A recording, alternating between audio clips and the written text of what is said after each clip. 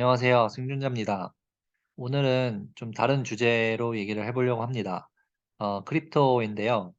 크립토가 이제 최근에 비트코인이 또 강세를 보이면서 다시 한번 또 주목을 받고 있는데, 일단 뭐 가격에 상관없이 저는 이제 중요한 대체 자산이라고 생각을 합니다. 그래서 이 비트코인과 디지털 에셋이 과연 앞으로도 살아남을 수 있을지 전망에 대해서 이제 알아보려고 하는데, 우선 일부에서는 이제 비트코인의 이제 역사 간략하게 보고, 그다음에 이제 탄생 배경, 비트코인을 강하게 떠받치고 있는 내러티브 등에 대해서 한번 알아볼까 합니다. 비트코인 차트를 지금 보시면요. 2010 년부터 지금 23 년까지 거의 한 13년 정도 됐는데 완벽한 우상향이죠. 그래서 시간이 지날수록 점점 기울기가 낮아지고 있습니다. 그래서 굉장히 지금 성장을 많이 했는데, 그래도 인제 변동성이 시간이 가면 갈수록 쪼금씩 줄고 있는 모습입니다. 비트코인 같은 경우에는 대부분 인제 언론에서 나오는 얘기를 들으면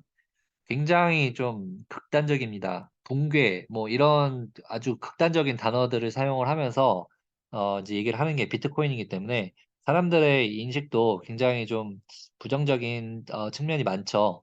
근데 이제 뭐 그거랑 별개로 비트코인이 또 비트코인 나름대로 또 그런 역사가 있고 역경과 고난을 잘 헤쳐 왔습니다. 그래서 여기까지 왔고, 그게 인제 단순히 명맥을 유지하는 정도가 아니라 계속해서 성장을 해 왔기 때문에 앞으로의 또 성장 가능성에 대해서 같이 또 알아보고, 그리고 인제 저희는 인제 아무래도 생존 이 중요한 사람들이다 보니까 앞으로 인제 생존을 하는 데 있어서 비트코인도 굉장히 저는 중요하다고 생각을 하거든요. 그래서 뭐 단순히 뭐 '얼마를 벌었다.' 뭐 이런 것도 중요하지만 인제 비트코인이라는 것의 인제 특성, 그리고 인제 그 자산 배분을 할 때 인제 비트코인의 역할, 이런 것들도 좀 같이 인제 좀 거시적으로 볼 수 있는 눈이 좀 필요하다고 생각을 하고요. 이제 비트코인 같은 경우에는 그래서 지금 여러 번의 지금 사이클을 겪어 왔는데 지금은 하락장이죠. 하락장인데 또 이게 다시 상승장으로 갈지 언제 갈지는 잘 모르겠습니다마는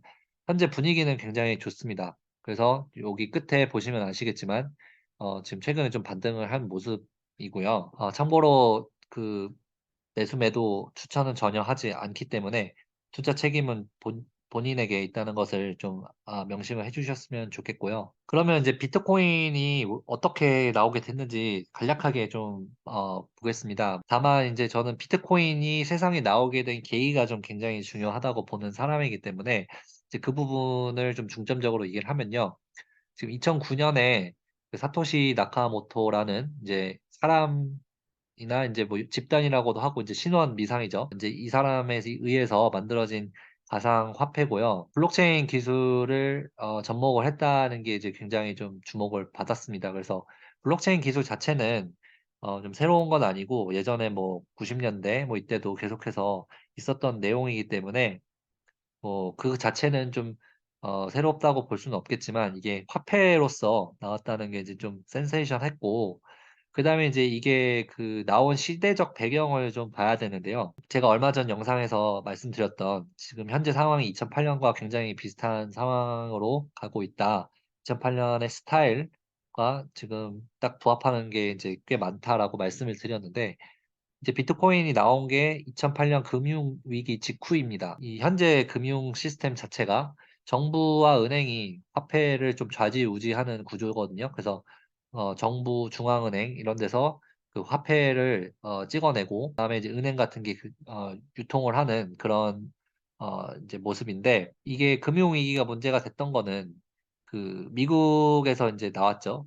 근데 미국은 자본주의의 나라잖아요. 그러면은 내가 베팅을 잘못해서 망했으면 내가 본인이 책임을 져야 되는 게 인제 자본주의의 시스템이잖아요. 적자 생존 그리고 인제 시장의 원리 이런 건데, 그게 인제 완벽하게 위반이 되는 사례가 2008년 금융 위기죠. 서브프라임이다 뭐다 해서 굉장히 좀 위험한 자산들을 마구 거래를 하다가 파산을 맞게 됐는데, 이게 파산이 너무 규모가 커지다 보니까 정부에서 인제 스탑을 걸고 구제를 해준 거죠. 그러니까 인제 책임을 본인들이 지지 않고 결국에는 국민들의 세금을 넣어서 함께 짊어지는 약간 이런 모습이 되다 보니까 미국에서 일어났다는 게 또 믿을 수가 없는 거죠. 그러니까 법치 사회고 그다음에 엄연히 룰이 있는데 이거를 다 깨버리고 단지 은행이 자본주의 사회의 어떤 핵심이라는 이유만으로 이제 얘네들은 이제 그걸 알고 이용을 한 거죠, 어떻게 보면. 그래서 마구마구 막 투자를 해대다가 위기가 생겼을 때는 함께 짊어지는 어떤 사회주의적인 또 모습을 보이는 굉장히 아이러니한 건데, 어쨌든 그러다 보니까 이런 제도권 중앙화 시스템에 대한 신뢰가 전반적으로 붕괴를 하기 시작합니다. 미국 국민도 이걸 봤을 때 굉장히 충격이었는데요. 또 인제 해외 국가들의 입장에서 봐도 이게 굉장히 충격적인 사건이었습니다. 그래서 요새 뭐 러시아나 중국이나 하는 걸 들어보면 뭐 나름 일리가 있는 내용들도 있어요. 그러니까 미국이 너무 자기네가 만들어 놓은 시스템 안에서 "니네들만 그 헤쳐먹는다." 이제 약간 이런 식으로 인제 비판을 하는 거죠. 그래서 미국이 위기가 생겼을 때는 앞뒤 안 가리고 다른 나라한테 인제 피해를 주든 말든 룰을 깨뜨리고 행동을 한다는 거에 대한 비판을 굉장히 강하게 하잖아요. 전반적으로 신뢰 붕괴가 일어나다 보니까 거기에 따른 이념적, 철학적, 실용적인 대안으로 이제 나왔다고 볼 수가 있습니다. 그래서 비트코인이 세상에 나온 과정을 보면 좀 굉장히 그 철학적이고 이념적인 부분들이 많아요. 뭐 실용적인 뭐 블록체인이나 이런 것도 있지만, 근데 인제 실용적인 부분을 보자면 어쨌든 블록체인을 기반을 해서 사회 중앙화 시스템입니다. 그러니까 어떤 정부나 어떤 한 집단이 이거를 독점을 하는 게 아니고 마구 찍어내고 컨트롤하는 게 아니라 시장 원리에 의해서 인제 조절이 된다는 거죠. 그리고 인제 블록체인이라는 거는 그 퍼블릭 레저이기 때문에 장부가 인제 공개가 돼 있는 거죠. 그래서 누구나 인제 볼 수 있다는 그런 장점이 있고, 그러니까 투명성이 훨씬 뛰어나고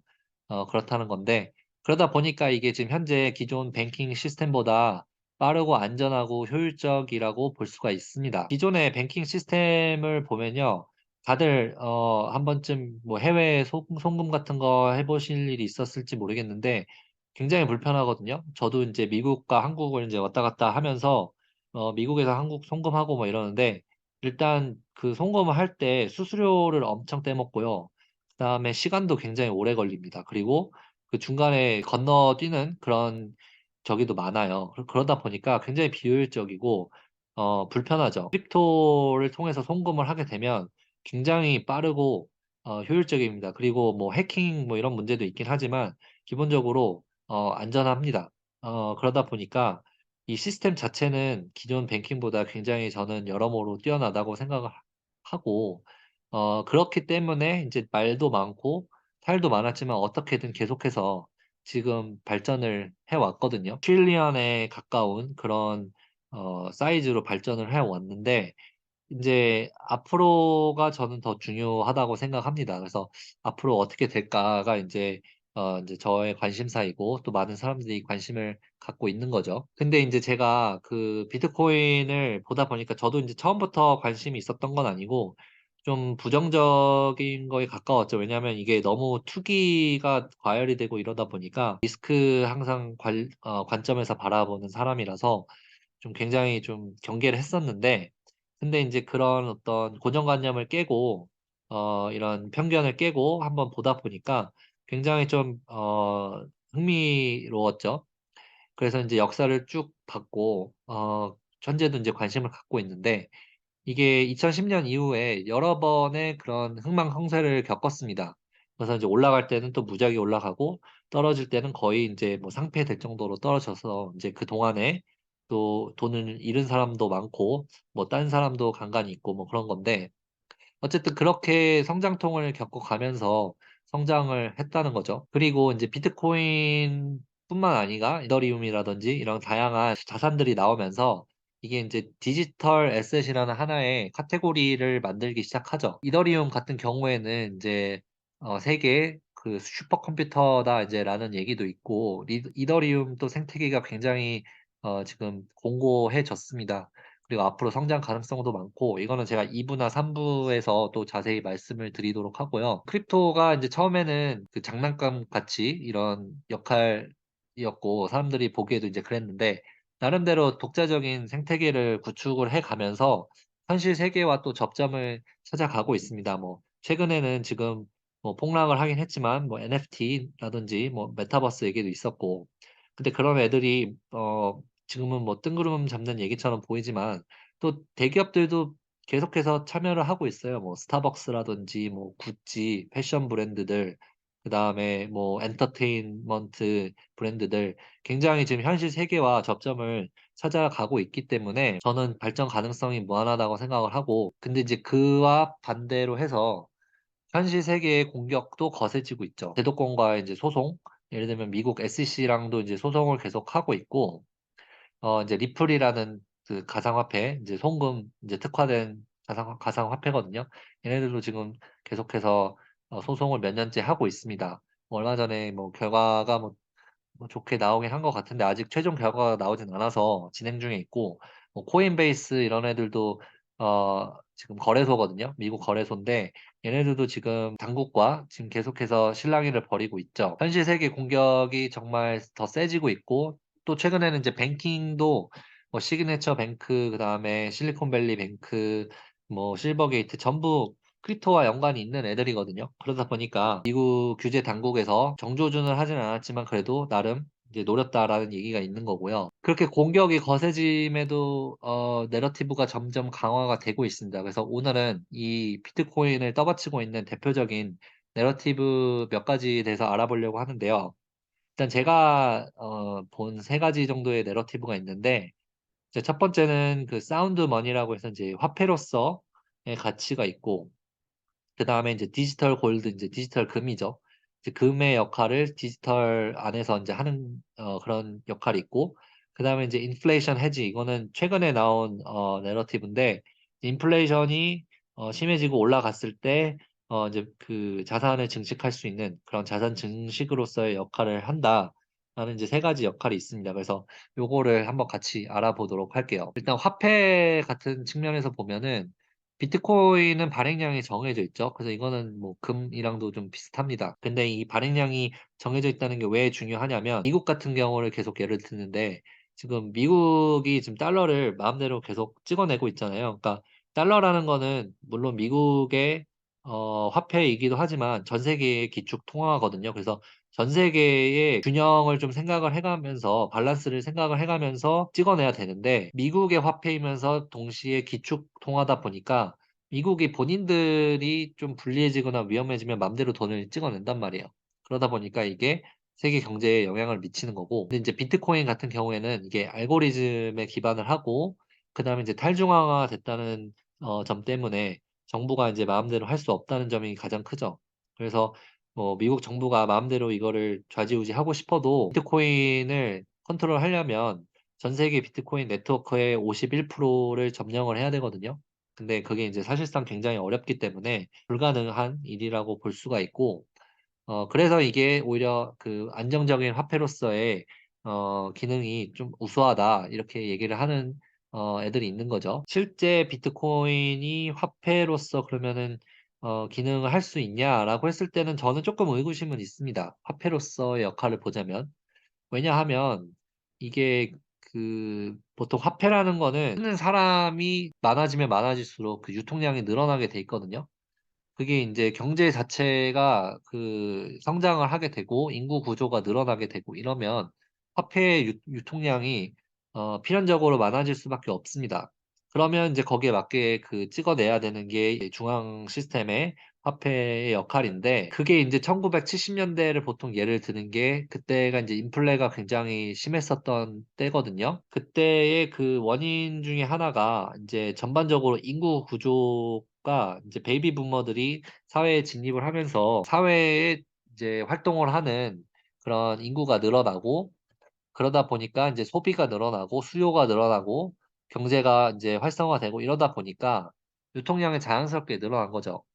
그래서 인제 원래는 이 화폐 시스템 전에는 인제 금본위제라고 해서 인제 금에 연동이 되어 있는 이런 시스템이었는데 그게 인제 자연스럽게 흐름이 그 금본위제에서 탈피할 수밖에 없는 이유로 갔던 거죠. 비트코인 같은 경우도 이렇게 발행량이 정해져 있고 심지어는 이게 디플레이션이거든요. 그러니까 점점 시간이 지날수록 발행량이 줄어드는 구조다 보니까 현실 경제에 에서 쓰기에는 뭔가 좀 어렵다라는 그런 이유가 있습니다. 저는 개인적으로는 화폐로서의 역할은 조금 의구심은 들지만, 하지만 이제 이런 내러티브가 나왔다는 이유 자체만으로도 지금 달러나 기존 화폐 가치가 얼마나 점점 더 휴지 조각이 되고 있는지 알 수가 있는 거죠. 특히 인제 달러를 예를 들면요. 달러가 그 휴지 조각이 되고 있습니다. 이제 1920 년대부터 지금 2020 년까지 모습인데요. 이제 1 달러가 가지는 그 구매 가치죠. 근데 그게 인제 1920 년대에 1 달러가 인제 25 달러만큼의 가치를 가지고 있다고 하면, 지금은 그게 주식으로 치면 거의 상패 직전에 가는 그런 수준이거든요. 만약에 이거 주식 그래프라고 하면 이제 절대 사면 안 되는 주식 그래프인데, 어쨌든 시간이 지날수록 그 화폐라는 거는 가치가 떨어질 수밖에 없습니다. 그래서 인제 인플레가 생기는 게 이제 그런 이유고, 달러가 이 정돈데 뭐 다른 화폐들은 뭐 오죽하겠어요. 그죠? 화폐가 점점 더 휴지 조각이 되면서 이 비트코인 같은 이런 기능을 가진 화폐가 인제 점점 더 내러티브가 인제 강하게 형성이 되는 거고, 그다음에 두 번째가 인제 디지털 금의 역할이 있는데, 이 금과의 좀 그 공통점을 찾아보면요. 일단 발행량과 유통량이 좀 정해져 있다는 게 있고요.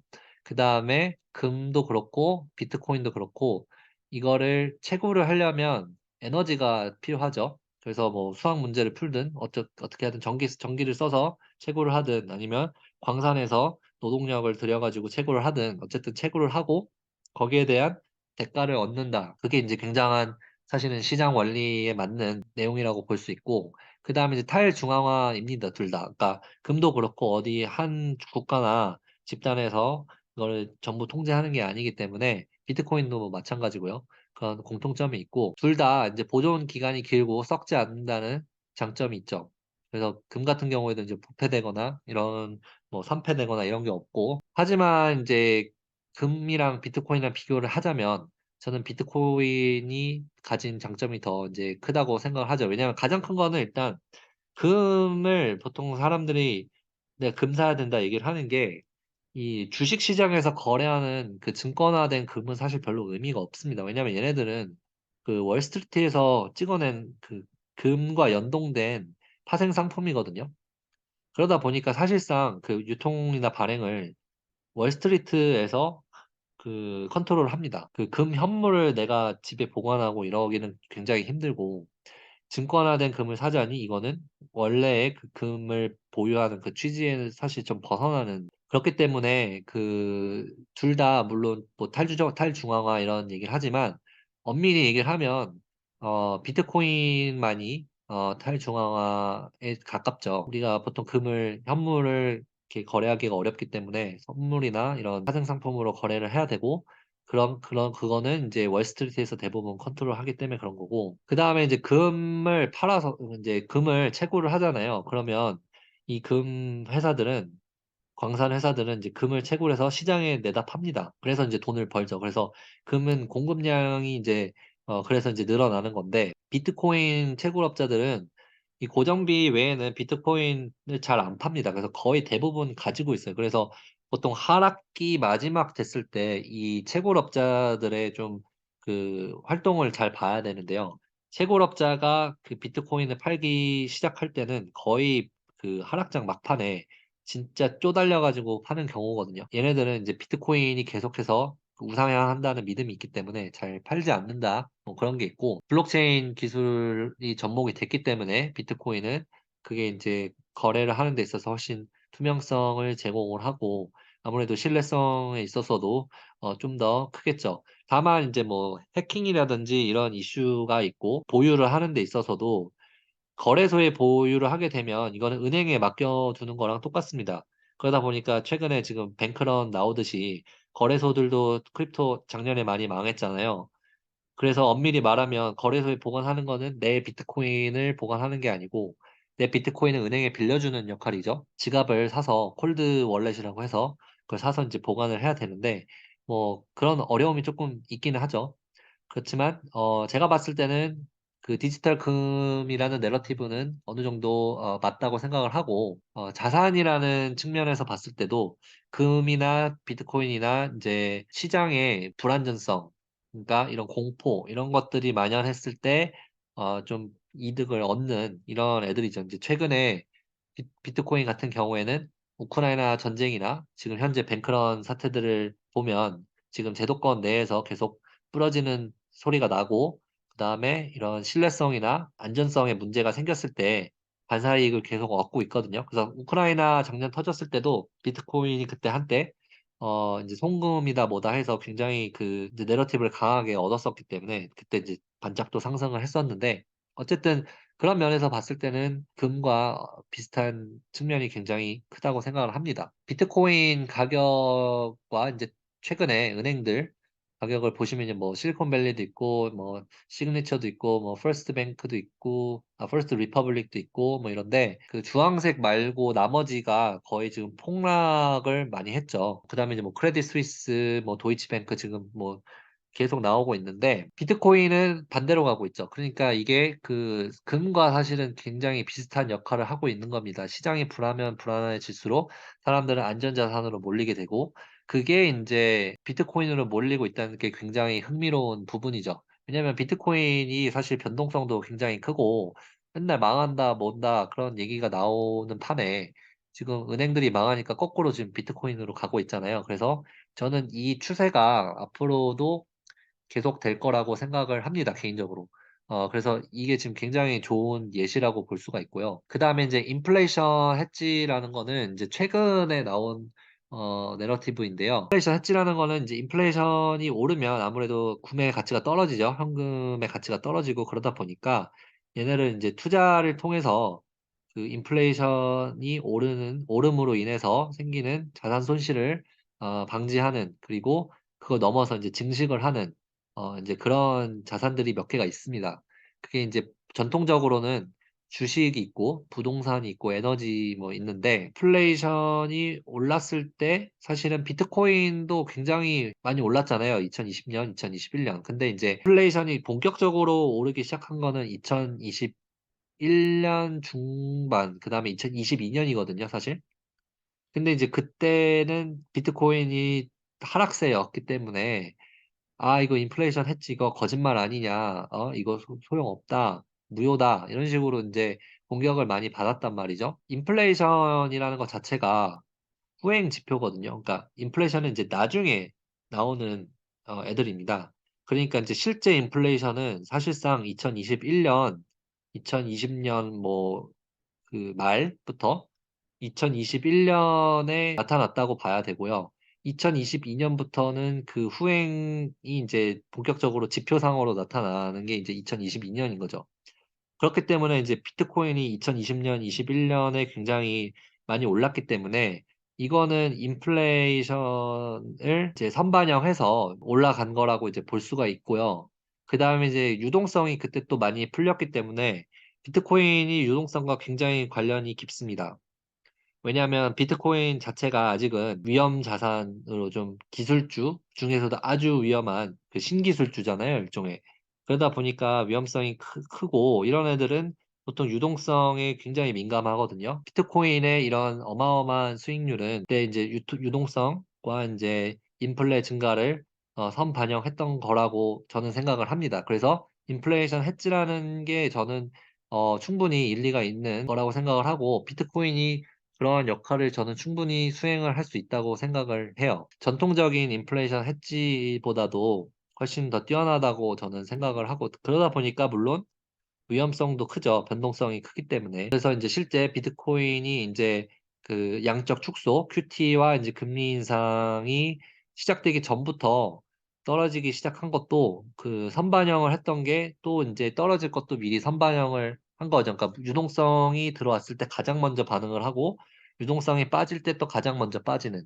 그러니까 사실 유동성을 굉장히 잘 봐야 되는 게 이 비트코인의 인제 특징입니다. 정책 완화나 유동성이 올라갈 거다, 그리고 인플레가 다시 심해질 거다라고 했을 때는 저는 다시 한번 '비트코인이 반등을 할 수 있다.'라고 인제 생각을 합니다. 이거는 정말 순수히 인제 유동성이 증가하면 비트코인은 굉장히 그 반사이익을 얻거든요. 그렇기 때문에 이 내러티브는 다시 지금 연말 작년 말 그다음에 2023년 초에 그 유동성이 쪼끔 올라오면서 다시 한번 쪼끔씩 스멀스멀 올라오고 있는 그 내러티브라고 볼 수 있겠습니다. 그래프를 보시면은 비트코인이 굉장히 지금 요때 2021년, 2020년부터 시작해서 굉장히 그 선반영을 했다는 걸 알 수 있고 또 강하게 반영을 했다는 걸 알 수 있고요. 떨어질 때도 뭐 또 엄청나죠. 아무래도 그 비율성이 시장에 많이 있고 또 그러다 보니까 변동성이 심한데 투자를 할 때는 굉장히 유의해야죠. 그치만 이 비트코인 자체의 특성으로 봤을 때는 이런 유동성이나 인플레이션에 굉장히 좀 보호를 할 수 있는 저는 그런 자산이라고 생각을 합니다. 결론 아닌 결론을 내자면 이 내러티브 세 개를 얘기를 해 봤는데 앞으로 또 무슨 내러티브가 나올지 또 저는 모르겠어요. 아니면 이 원래 있는 내러티브가 점점 더 강해질 수 있을 것 같고 이 세 가지 내러티브를 보면요. 그 공통점들도 굉장히 많거든요. 예를 들면 디지털 금과 인플레이션 해지 이런 거는 좀 그 그러니까 그 공통점들이 많이 있어요. 근데 이게 이제 같은 내용을 좀 다른 관점에서 보니까 인제 생기는 차이라고 생각을 하고 그리고 아까 말씀드렸듯이 저는 2020년 2021 년을 보면서 이제 비트코인이 그냥 무슨 애들 장난감인 그런 단계는 지났고 상패 가능성은 거의 저는 없어지기는 힘들 것 같다. 왜냐면 제도권에서 지금 크립토 안에 뉴스나 이런 그 발전하는 그런 커뮤니티나 이런 데를 보면요. 제도권에서의 그런 참여가 지금 엄청납니다 사실. 규제 당국 말고 그러니까 그 현실 세계에 있는 브랜드들 그런 레거시 컴퍼니라고 하죠. 뭐 페이스북 같은 애들, 뭐 아마존 같은 애들, 월마트 같은 애들 이런 애들과도 인제 접점이 계속해서 생기고 있기 때문에 저는 인제 상패 가능성은 없어졌다고 개인적으로는 생각을 하고 이더리움, 에이다, 뭐 솔라나, 아발란치 그다음에 뭐 최근에는 뭐 메타버스 해 가지고 뭐 이제 샌드박스 뭐 이런 애들 막 나왔잖아요. 그게 인제 그 디지털 자산 안에서도 그 전통 자산 처럼 그 이제 카테고리가 생기고 있습니다. 그래서 좀 굉장히 좀 흥미롭게 바라보고 있고 그리고 저는 또 NFT가 좀 말도 많고 탈도 많은데 물론 지금 현재는 무슨 애니메이션 뭐 그림 이런 거 거래하는 용도로밖에 쓰이지 않고 있는데 이 NFT라는 거를 쪼끔 더 자세히 보면 저는 굉장히 그 포텐셜이 높다고 생각을 하거든요. 특히 인제 그 현실 세계와 굉장히 맞닿아 있는 그 매스 어답션 그런 가능성이 높다고 생각을 합니다. 그래서 또 'NFT가 다음에는 내러티브를 또 강하게 이끌지 않을까.' 또 생각을 하고 있고 그러면 '비트코인은 어디에 놔야 될까?'라고 인제 생각을 하자면 저는 좀 상대적으로 보고 싶어요. 그러니까 이 주식으로 치면 나스닥보다가 쪼끔 더 그 유동성에 민감한 그런 자산이라고 볼 수 있겠고 원자재라고 하면 금 쪽에 가까울 수 있겠고 그다음에 이제 크립토 안에서는 채권과 가깝다. 이거는 무슨 말이냐면 크립토를 하나의 세상이라고 생각을 한다면 비트코인이 예를 들면 미국 채권이고 그다음에 뭐 이더리움이나 이런 애들은 미국 주식이라고 생각을 할 수 있죠. 그래서 그 유동성이 움직일 때 경제가 안 좋거나 위기가 생기거나 어떤 시장에 공포가 생기면 안전자산으로 몰리잖아요.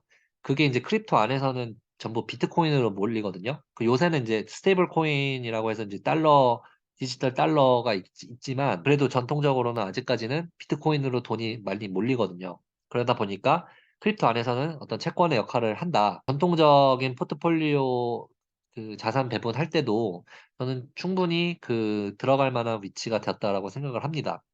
그래서 인제 많은 기관 투자자들이 사실은 규제가 풀리는 거를 바라고 있어요. 물론 그 최근에 인제 파산도 많이 하고 이러다 보니까 좀 공포 심리가 살아난 그런 것도 있는데 기본적으로는 아주 적은 퍼센테이지로 그 인제 배분을 해도 이제 전체 포트폴리오에서는 굉장히 수익률을 높일 수가 있기 때문에 기관 투자자들도 굉장히 관심을 가지고 있고 뭐 피델리티나 그다음에 이제 뭐 모건 스탠리 이런 애들도 이쪽에 관심을 갖고 이제 받아들이고 있습니다. 그래서 피델리티 같은 경우에는 이제 은퇴연금 이제 401K라고 하거든요. 걔네들도 인제 비트코인을 살 수 있게끔 하는 그런 작업을 계속해서 하고 있고요. 이건 굉장히 크죠. 왜냐면 미국 주식 시장이 대부분까지는 아니더라도 상당히 많은 그 비중을 개인의 그 은퇴연금이 차지를 하기 때문에 은퇴연금을 에서 인제 비트코인을 살 수 있다. 그럼 이거는 굉장히 그 큰 성과라고 볼 수가 있는 거고, 그러다 보니까 인제 베이비 부머 세대들한테는 금이 딱 했을 때는 떠오르는 이미지가 있고, 인제 금이 필수였죠, 항상. 근데 인제 저희 세대와 인제 다음 세대에게는 비트코인이 아마 그 역할을 좀 하게 되지 않을까, 그렇게 생각을 합니다. 그래서 일단 오늘은 좀 비트코인을 좀 중점적으로 해서 알아봤고, 다음 시간에는 인제 이더리움이나 이런 알트 코인들이라고 하죠. 근데 이제 알트 코인 하면 또 굉장히 좀 부정적으로 얘기를 많이 하는데, 그 나름대로 또 역할들이 있습니다. 그래서 얘네들이 하는 역할, 그리고 앞으로 또 미래에 인제 어떻게 또 그 진화를 하게 될지, 그런 것들에 대해서 한번 얘기를 나눠 볼까 합니다. 그래서 오늘은 여기까지 하고 다음에 또 좋은 영상으로 찾아뵙도록 하겠습니다. 감사합니다.